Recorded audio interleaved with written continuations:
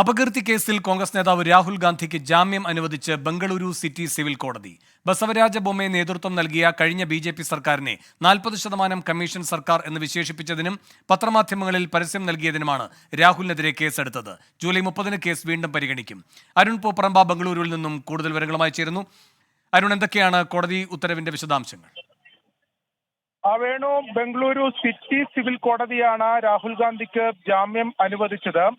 സൂചിപ്പിച്ചതുപോലെ തന്നെ കഴിഞ്ഞ കർണാടകയിലെ ബി.ജെ.പി. സർക്കാരിനെ 40% കമ്മീഷൻ സർക്കാർ എന്ന് വിശേഷിപ്പിച്ചുവെന്നും അതോടൊപ്പം പത്രമാധ്യമങ്ങളിൽ അത്തരത്തിൽ പരസ്യം നൽകിയെന്നും എന്ന ബി.ജെ.പിയുടെ പരാതിയിലാണ് രാഹുൽ ഗാന്ധി, മുഖ്യമന്ത്രി സിദ്ധരാമയ്യ, ഉപമുഖ്യമന്ത്രി ഡി.കെ. ശിവകുമാർ ഉൾപ്പെടെയുള്ളവർക്കെതിരെ കോടതി കേസെടുത്തത്.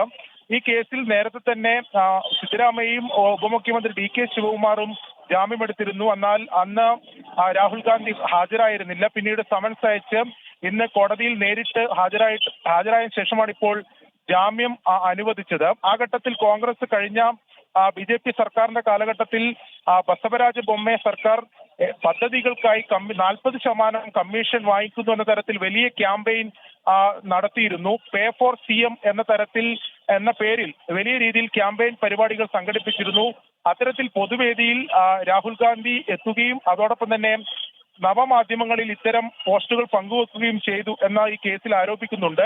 പത്രമാധ്യമങ്ങളിൽ പരസ്യം നൽകി എന്നുൾപ്പെടെയുള്ള പരാതിയാണ് ബി.ജെ.പി. നൽകിയത്. അതിലാണ് കേസെടുത്തത്. ആ കേസിൽ ഇപ്പോൾ ബംഗളൂരു സിറ്റി സിവിൽ കോടതി രാഹുൽ ഗാന്ധിക്ക് ജാമ്യം അനുവദിച്ചിരുന്നു. നേരത്തെ ജൂൺ 1 ഈ കേസ് നേരത്തെ പരിഗണിച്ചിരുന്നത്. ആ ഘട്ടത്തിൽ ഈ തെരഞ്ഞെടുപ്പുമായി ബന്ധപ്പെട്ട തിരക്കുകൾ ഉള്ളതുകൊണ്ടാണ് രാഹുൽ ഗാന്ധി ഹാജരാകാതിരുന്നത്. ഇപ്പോൾ നേരിട്ട് കോടതിയിൽ ഹാജരായി. ഇപ്പോൾ കോടതി ജാമ്യം അനുവദിച്ചിരിക്കുകയാണ്. ഈ കേസ് ജൂലൈ 30 വീണ്ടും പരിഗണിക്കുകയും ചെയ്യും. ശരി, അരുൺ പൂപ്പറമ്പയാണ് ബംഗളൂരുവിൽ നിന്നും വിവരങ്ങൾ നൽകിയത്.